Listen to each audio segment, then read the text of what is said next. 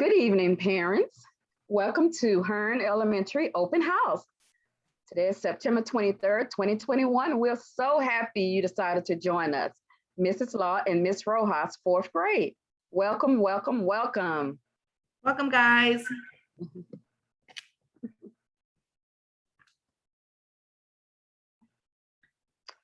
First, we're going to share a few fun facts about ourselves, and I'll start.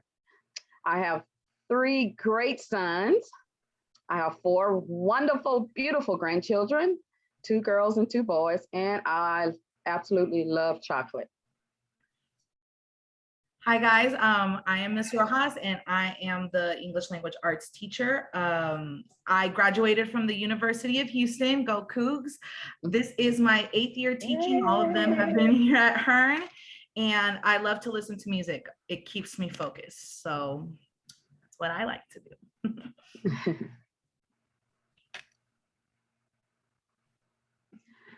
Meet our administrators and counselor.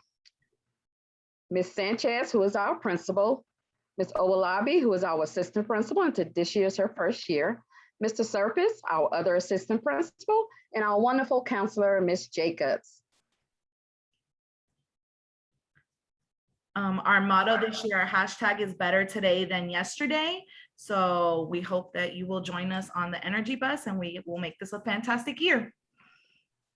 Hearne is a Title I school. What does that mean, guys? It means that we receive funding for our school from different places, from the Every Student Succeeds Act. We provide supplemental resources to allow all children significant opportunities to receive a fair, equitable, and high quality education and to close the achievement gap. Being a Title I school also means that we have coordinated and integrated programs together so that the kids have more opportunities. And a portion of our funding is reserved to directly support family engagement activities through many means, one of them being our family center. Our Title I school program supports strategies addressing students and staff needs that are clearly identified in the Comprehensive Need Assessments, the CNA, and clearly incorporated in the Campus Improvement Plan, our CIP. The Title I program also supports family engagement. And what that means is, parents have a right to be involved. We want our parents to be involved as much as they can. District and campus family engagement policy, school family compact, identifying school family student responsibilities, comprehensive needs assessment, identifying student and staff needs, campus improvement plan, addressing student and staff needs, and programs and activities for families. Our Title I program also supports, as I said, family engagement, which is the parents' right to know information about students' achievement, information about the various programs, the meetings, and all the activities that goes on at the school. Ways that you can become involved is through our district and campus family engagement policy and school family compact, which is reviewed and revised annually with your input. It is reviewed annually so that we can meet changing needs because things change as the time progresses, and to determine strategies for improvement. We do all of that with your help. It also, a way to support is through the Campus Comprehensive Need Assessment, which is also continuously reviewed to identify the needs for staff and for the students.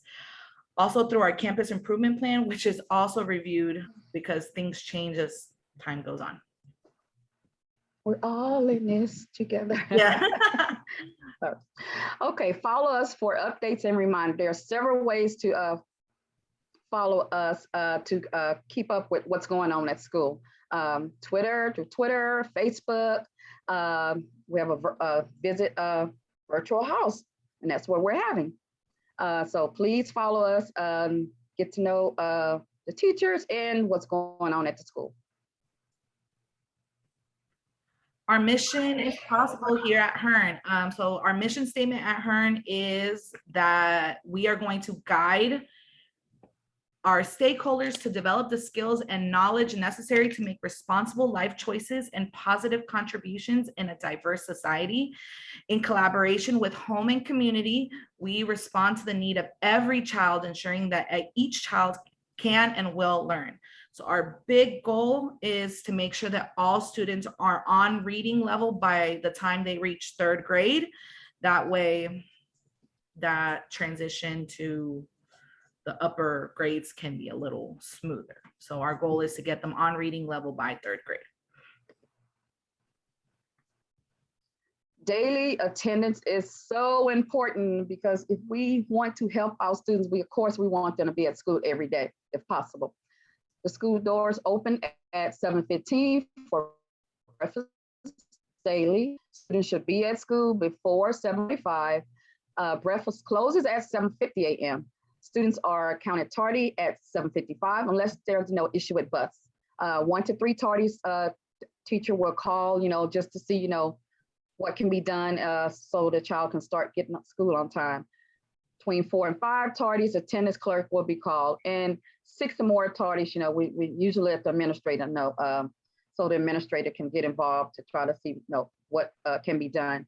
Instruction begins at 8 o'clock. We start instruction at 8 and we start at target time. So that's even more important that the child gets at school on time. And I'm sorry, make sure if there's a problem with the child getting here on time, please just let me and Ms. Rojas know, because we're working, on the student success together. Yeah. And I know sometimes, issues do come up, but just let us know. Our daily schedules, Ms. Law and I have schedules that are very much the same, except the subjects are different. So if the kids are in Ms. Law's homeroom, they're going to start off with math, transition to science, and then they'll see me in the afternoon. And then they'll go back to Ms. Law for social studies. If your child is in my homeroom, it's the opposite schedule. They're going to start with me for language arts. They'll switch and see Miss Law in the afternoon for math and science, and then they'll come back to me for social studies. They see these agendas in their AVID binders, and they're also posted in the classroom for their reference. So they're pretty well familiar with these schedules. Conference times. Our conference times are Monday, Wednesday, Friday, 10:15 to 11. And please, we're willing to meet with parents also before school or after school. Just let us know. Our email addresses are as listed. Our phone numbers are as listed also. And most of the parents already have our phone numbers, but if you don't, our emails and our phone numbers are listed on the screen. Also remind, we constantly post things on Remind about school-wide activities, what's going on in classroom. And, if we want to message the parents individually, we'll send something through Remind. So please join the Remind if you have not joined. Parent-teacher conferences, there's a QR code for you to scan to set up a conference. You will schedule a meeting with one of us at the end of this presentation using the link that's posted, or you can scan the QR code, and we have the times and days and that you can meet with us. And of course, if there's a day or time that doesn't work for you, just let us know. We are willing to work, if we're not in a meeting or if we're available, we're willing to work around that schedule also. So please sign in, you can pause the slide and take a picture of the QR code and it'll take you directly there. School supplies, guys, they are the tools the kids need to be successful. So the kids need them. Most of them thankfully have all that they need, but supplies that are always needed in the classroom are pencils, crayons, glue sticks. With the pandemic, Ms. Law and I are trying to be very, very vigilant about making sure we wipe and we clean and we spray. So if you ever see any Clorox wipes, Lysol wipes, tissues in the store, you can go ahead and buy a pack and send it with your kid. And we promise we'll make sure we use it for the safety of everyone. We also want to say that masks are highly encouraged. So if that's something that you feel comfortable with, please make sure you send your child with a mask. Highly encouraged for everyone's safety. We're going through those wipes like crazy. Like crazy. We're wiping after every time, guys. Uniforms. We highly encourage the students to, to wear uniforms. And most of our students have been great about wearing uniforms. Just awesome, just awesome. We really haven't had to talk to any of our students about, consistently wearing uniforms. Some of the students just were kind of confused the first couple of weeks about Friday being free dress day, which is not. But if they have a college shirt that they want to wear with jeans on Fridays, they can, or a Hearne shirt on Wednesdays with jeans, they can. But all the other days, they need to be in their uniform, please. Change of transportation, guys. Change of transportation must be completed in the front office by you, a parent or guardian, before 2:30. And when you come to do that, please make sure you have your ID or some form of identification so that they know it's you. And this is done for their safety. It's not like for being picky. It's just to make sure that your child goes home with the person that's supposed to pick them up. All students should be picked up from campus by 3:45 daily. We cannot accept a verbal request from a kid. Like if a kid comes in and goes, "Hey, Miss Ross, hey, Miss Law, my mom said I was a daycare rider today." Like, no, we need to hear it from like an adult. So if you have a change of transportation, please call the front office or let Miss Law and I know, because we cannot accept just something verbal from the kid. And sometimes our students forget and they say it like 15 minutes before dismissal. "Oh, my mom said I'm going home." And we definitely cannot take that. It's a safety thing. Right, for safety. We believe a single teacher can change the life of a student. So no, let's get further together, and we believe that wholeheartedly, that, we want to work with you. We want you to work with us and to ensure that the child is, successful. And one of the programs that we have at school that we started a couple of years ago is something called AVID.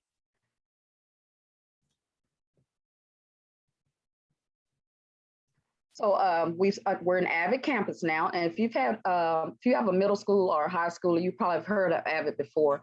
And what it is the advancement via individual determination.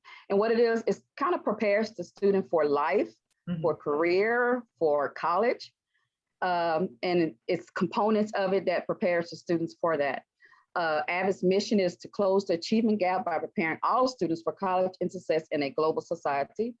A focus on equity, AVID is closing the opportunity gap in college graduation rates among diverse and underrepresented demographic groups. And one of the things that we work on is organization, which is, all the students have a binder. In their binder, they have their spiral notebooks, their schedules, they have tabs for the subject. So this is good because this is really going to prepare them for, their next grade level, with the binder and knowing, the importance of staying organized and keeping their things all together. And they take their binder between switching classes, from my class to Ms. Rojas' class, from Ms. Rojas' class to my class. They carry their binder. So they keep up with it. That's going to help them in high school and in college, because that's something that we see their whole educational career. Right. Another part of AVID is like an accountability piece. So that all of the students have a superhero agenda that looks like this.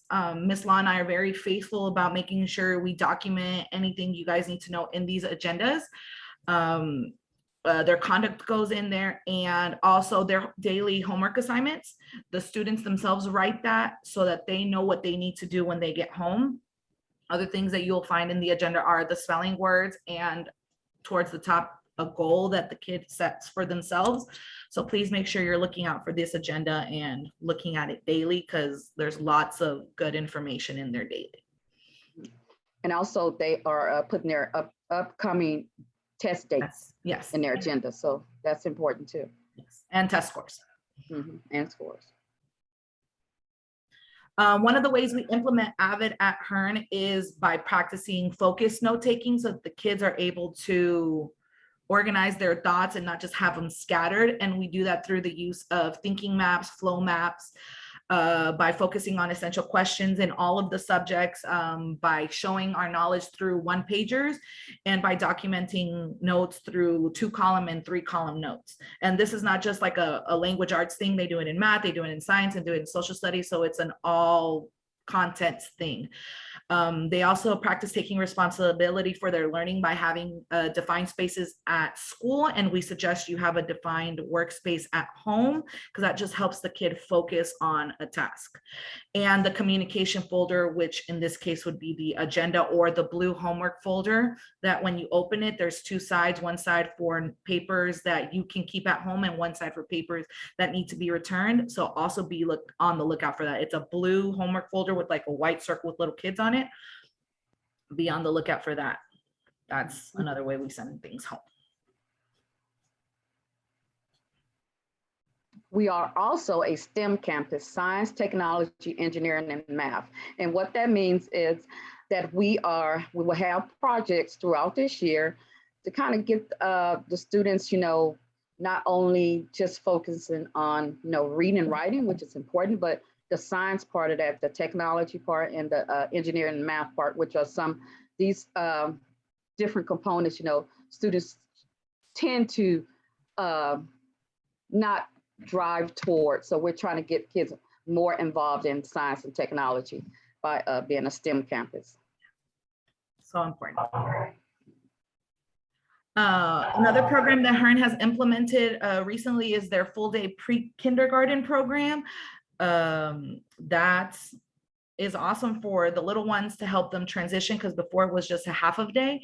So now they're implementing the full day, and the kids are seeing what a full school day is like, and that helps them as they continue on in their elementary career. You can receive weekly information in our newsletters, and I'm sure most of you have seen the newsletters. Ms. Rojas has been so gracious as to put a link and remind that takes you to our newsletter. And the newsletter, so if you have a child that's in 4th grade, 2nd grade, or kindergarten, you can click on the link for that particular grade level. And it has information on what the content areas are covered that week, what grades what would be graded that week also, and also student of the week and things like that, what's going on a grade level. So please make sure you are getting those links, and they come out weekly newsletter.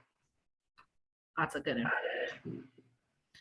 one. We don't only focus on just teaching them math and reading. We focus on the whole child, which includes the fine arts. We have a great team that teaches them fine arts. So every day, once a day for 45 minutes, they go to either PE, music, art, health tech, or the library, and they see one of these amazing people, and they get their fine arts, which is also a very integral part of developing the whole child.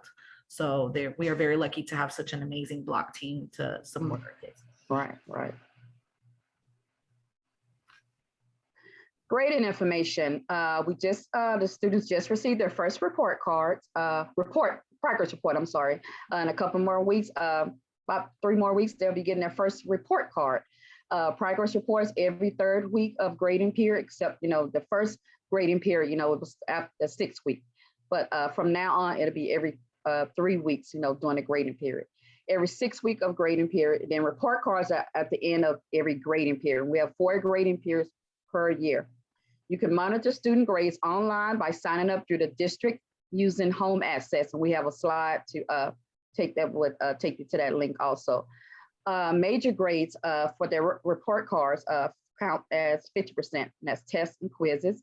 Minor grades are 35%, daily assignments. Other grades, which could be participation or homework, 15%. Okay, and this is the slide that how do you gain access if you want to take a look at your child's grades, and we do encourage you to do that, especially when it's progress report time and report card time. And there's a link that will take you to a video on how to do that. Classroom management and behavior system. So towards the beginning of the year, Ms. Law and I sent home a letter explaining what our behavior system, our classroom management system is. It is a clipboard chart where it just starts off with points. So we have a point-based system in our class, and all the kids start off with 100. They walk in on 100 and they lose points as needed for specific things. So you can pause the video and take a look at what the things are that they lose points for. It was also explained in the note that was sent home before we started this, because we wanted the parents to be aware of what it is that their kids would be doing in the classroom. On that paper, we also asked for you guys to make a social goal, because like I said, we focus on the whole child, and the social aspect of school is also very important, which is, do they follow instructions? Are they respectful to their classmates? Are they respectful to their teachers?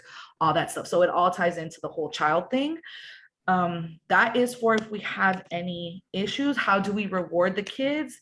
We have a ticket system that they seem to really be enjoying. So to celebrate their wonderful behavior, their participation in class, and them being responsible, they earn tickets. They earn tickets at my class. They earn tickets in Miss Law's class. Tickets are earned throughout the whole week. And every Friday at the end of the day, we open the class store. So there's a little example of one of the class stores there. And then students just take their little tickets and they buy whatever their little heart desires. So it really motivates them to do stuff, because they want to earn the tickets, and then they do want to participate in the store part at the end.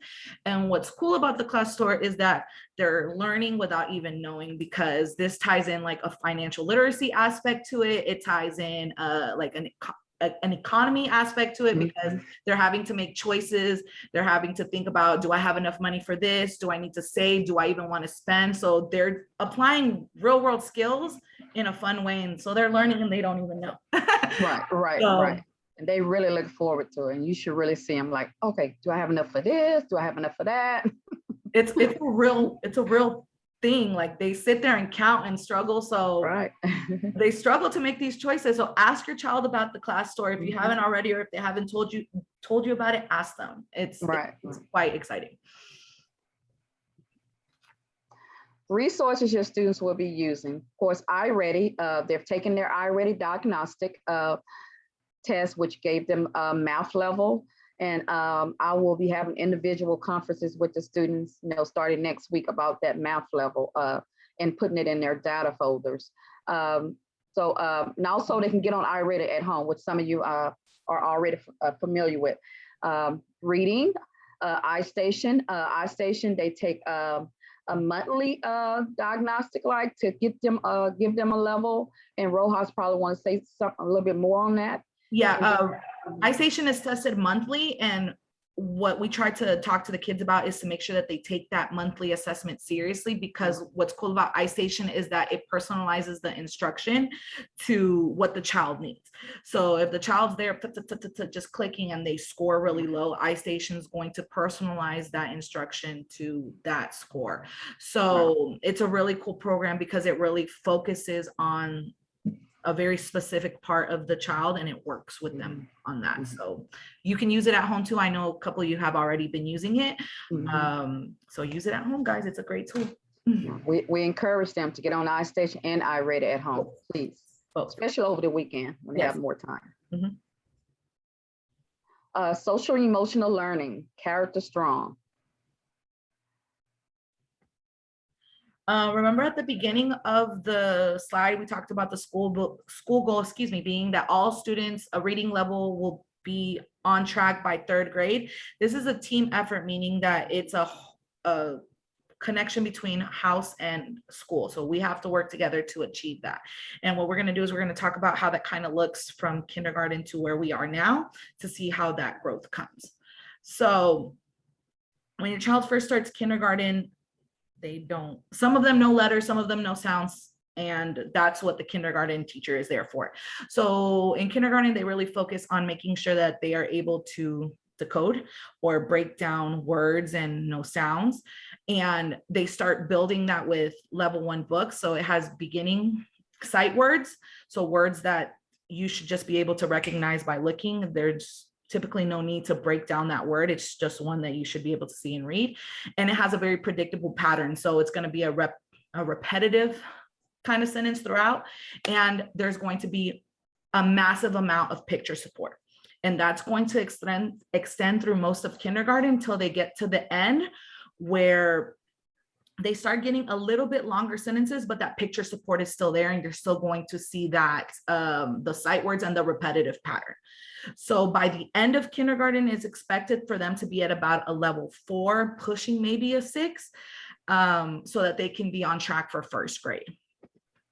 When they get to first grade, as you can see right here, the text gets longer sentences, more words, and it has less picture support. So as they grow, the sentences become a little bit more complex, and the support from the pictures and the stuff becomes lessened. As they roll through first grade, they should be able to have some comprehension of the sentences and be able to read independently at about a level 16, 18 by the end. Something that's always said is that those primary grades, it's learning to read, so that when you get to second, third, and fourth, you're taking that reading and reading to learn. So you're taking all of those skills and actually applying them so that you can grab knowledge from them. In second grade, again, the books get longer, the sentences get more complex, the vocabulary gets more complex, and you start having a smaller amount of picture support. And I know a lot of what I noticed when I was in second grade was that there was a big focus on comprehension, because the kids were getting pretty good at decoding sentences, but their comprehension was lacking sometimes. And in order to be a successful reader, you need both. You need to be able to break down the words and understand what the words mean, because if you're missing one or the other, you're not really reading. So by the end of second grade, you should be on about a level 28. Third grade, longer text. As we progress through third grade, the text gets longer, the pictures start getting a little bit more lessened, and then in nonfiction text, you're going to see a lot of diagrams and stuff, again, leading to that you're reading to learn now. They're expected to be a little bit more independent, and the focus is there is a greater focus on comprehension and reading for meaning. By the end of third grade, they should be at about a level 38, and then we get to where we are now. So this is a very on-level text at the moment for fourth grade. As you can see, the sentences are longer. They're more complex sentences, not very straightforward sentences, and they're very little to no picture support. How do we support that in the classroom? Well, we have daily whole group with core instruction that focuses on vocabulary skills and reading skills such as summarizing and stuff like that, and then applying the skill to a text. These are skills that they've seen before in first grade, second grade. The only difference is the text gets more complicated. So they've heard of summarizing before, but now they're summarizing fourth grade text. We have guided practice where I work with them on a specific skill together as a class, and then they show me what they know during independent practice. We also have small group instruction in the reading classroom to cater to the individual reading levels in the classroom. And then iStation is also part of the rotation, which focuses on the individual child's reading level. So that's reading.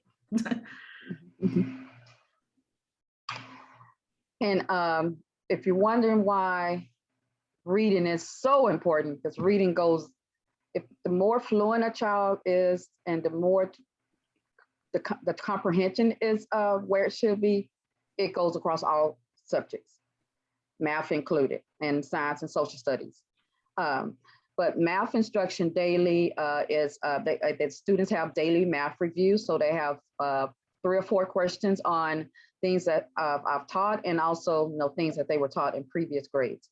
So we have a core instruction, which for about 15, 20 minutes, I teach the whole class. And then I let the students go and they work on independent practice. And that's when I walk around the room, to see, who needs help and who doesn't.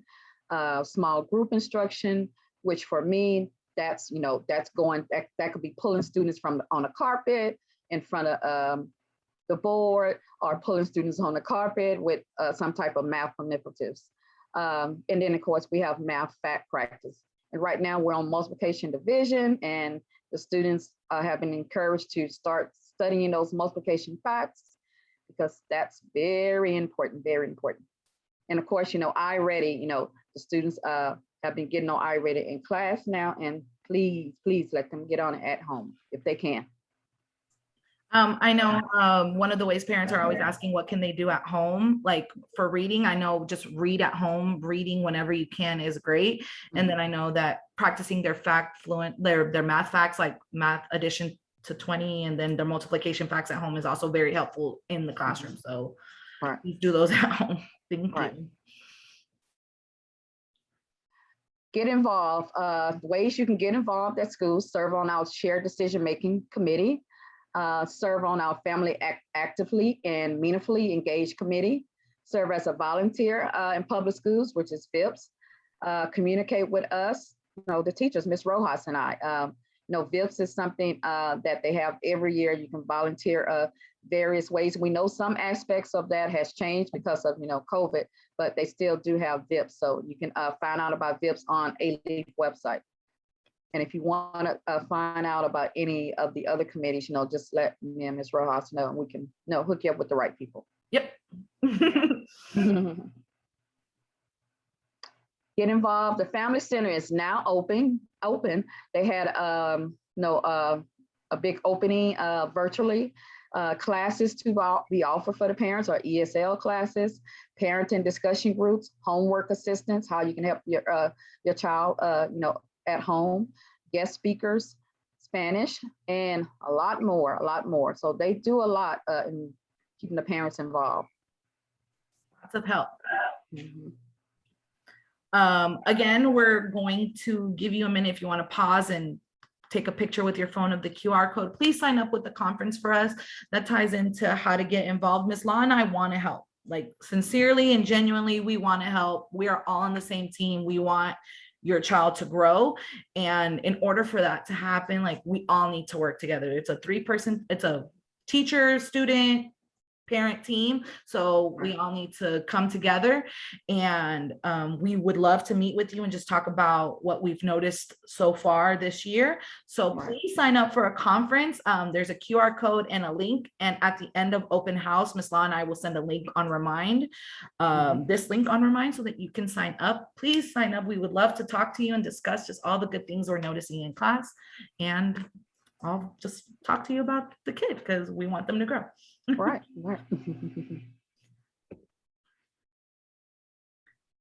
Thank you for coming. Thank you for being here. We appreciate you. We appreciate the support. Any questions you have, we'll stay on and try to answer them, or you can reach us via telephone, Remind, or our email. Yes. And thank you again. Thank you for your support, and thank you for coming. Thank you so much for coming, guys. Thank you.